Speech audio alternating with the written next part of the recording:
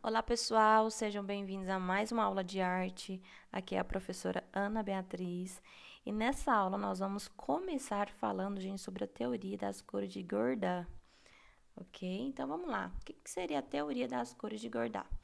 Em 1810, Godard publicou a teoria das cores, na qual investiga o que constitui as cores e qual o efeito das mesmas sobre o ser humano. Durante sua estadia em Roma, ele descobriu seu amor pelas cores. Ele consultou os pintores com os quais convivia na época para saber como nasciam as sombras de cores em suas pinturas.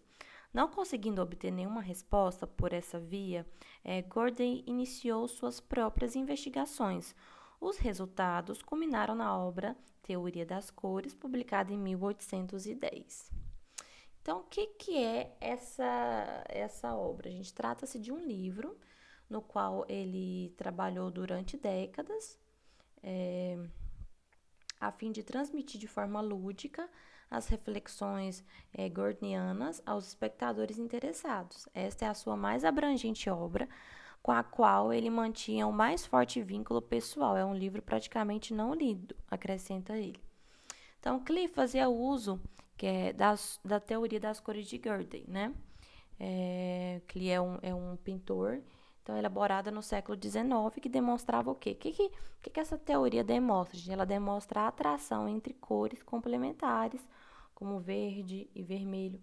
De acordo com ele, combinações de cores, assim como de notas musicais, podem ser harmoniosas ou dissonantes, né? Por exemplo, na música a gente tem as escalas musicais. Então, a gente tem a escala de dó, a gente tem a escala de ré, escala de lá, né? E para cada escala a gente tem os diferentes acordes, as diferentes notas.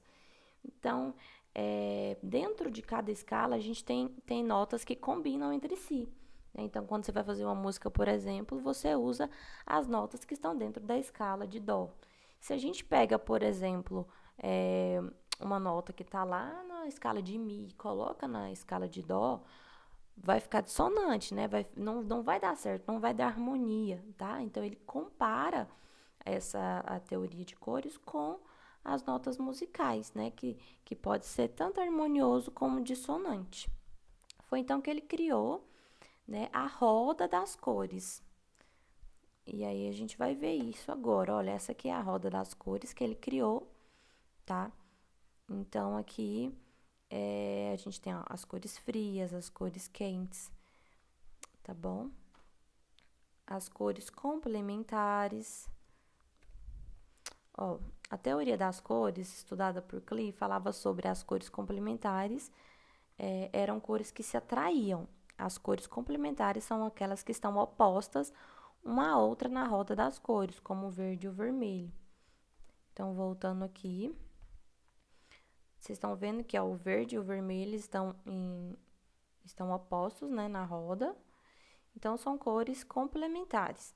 A gente tem aqui também o amarelo junto com o violeta, ó, em frente ao violeta. Também são cores complementares. Então, o amarelo e o violeta são complementares. O verde e o vermelho são complementares. O azul e o laranja são complementares, entendeu? Então, são aquelas que são opostas uma à outra na roda das cores. Klee buscou influências na natureza e, como outros artistas da vanguarda europeia, também foi inspirado pela arte e estética africana, sobretudo ao considerarmos as paletas de cores e grafismos orgânicos e geométricos.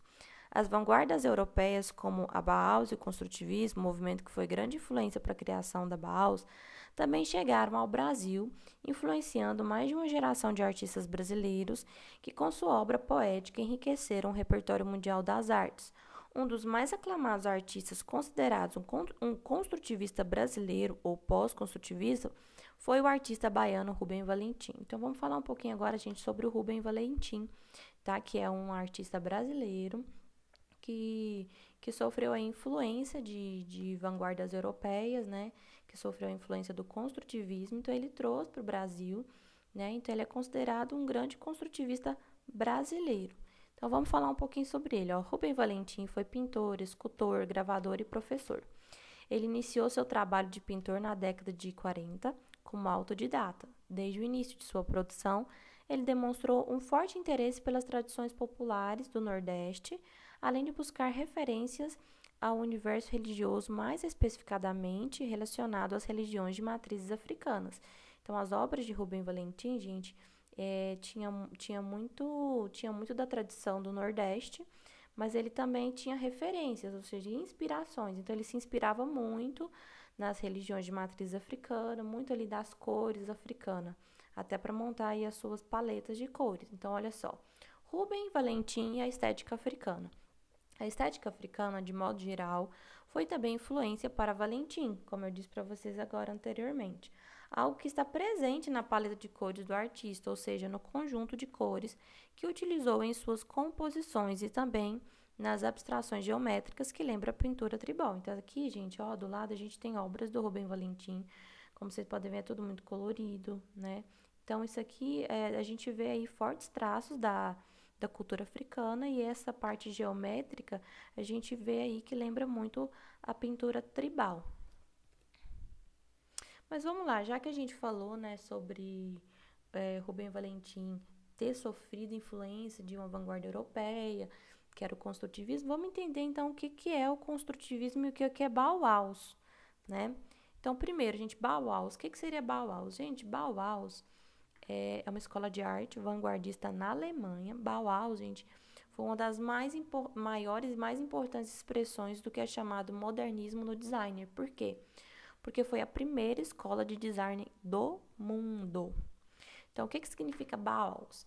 O significado literal da palavra Bauhaus é casa de construção, porque era uma escola de designer, né, onde ensinava sobre arquitetura. Construtivismo nas artes. Então, construtivismo representou, gente, um movimento de vanguarda, como eu falei para vocês, que se manifestou nas artes plásticas, na escultura, na arquitetura, na cenografia, na dança, na fotografia e no designer, né?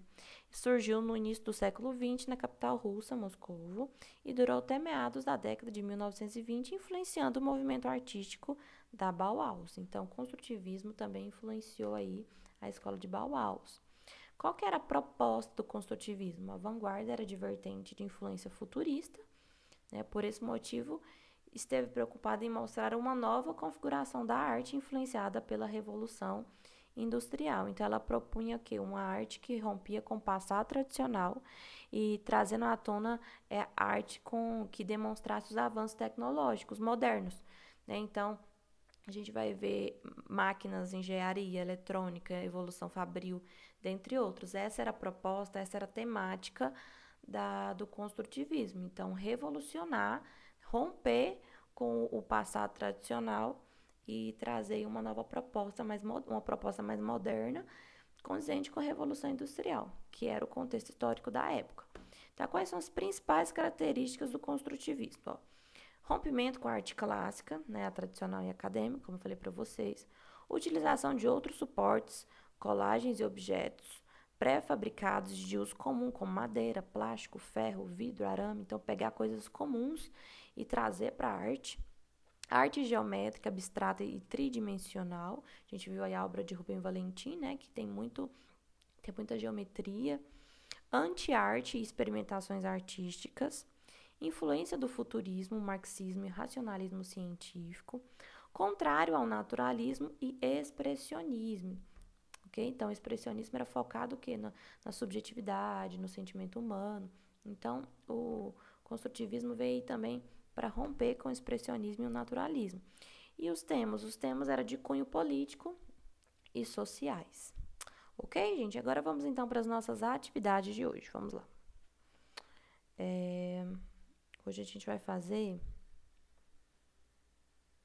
já tá lá no Classroom, tá? A gente vai fazer as atividades da aula 2. Então, aqui a gente tem a roda das cores, né, da teoria de Gordey. E a gente tem aí a primeira atividade. Então, ó, observe a roda das cores, a teoria das cores de Gordey, estudada por Klee, falava sobre as cores complementares, que eram cores que se atraíam.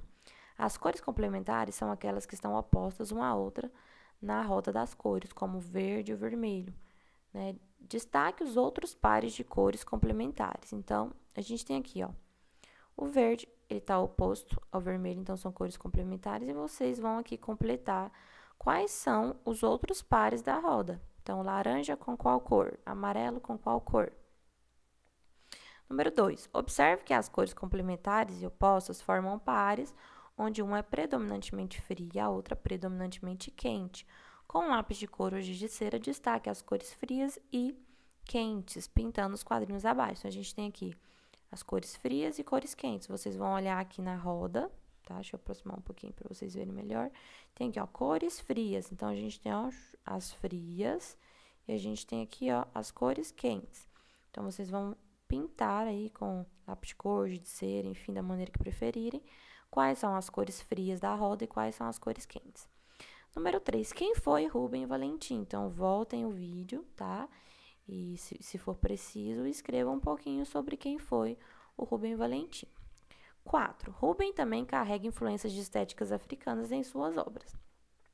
Porém, ele tem sua própria paleta de cores, além de, ao invés de uma produção orgânica, como a de Klee, sua obra é predominantemente geométrica. Então, com lápis de cor ou giz de cera, monte as paletas de cores das obras de Rubem Valentim. O que é paleta de cores, gente? São as cores que o artista utilizou para fazer uma obra.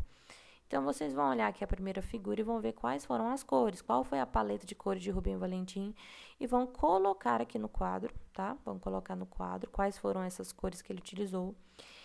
E vão olhar a segunda também e vão colocar aqui embaixo quais foram as cores, qual foi a paleta que ele utilizou, ok? Lembrando que não é escrever o nome da cor, mas pintar. E por último, ó, fale brevemente sobre as vanguardas europeias Bauhaus e construtivismo. Voltem lá também o vídeo e responda aí um pouquinho, faça um resumo breve sobre essas vanguardas europeias. Gente, é isso. Espero que vocês tenham gostado da aula de hoje, tá? Então, até a nossa próxima aula. Tchau, tchau.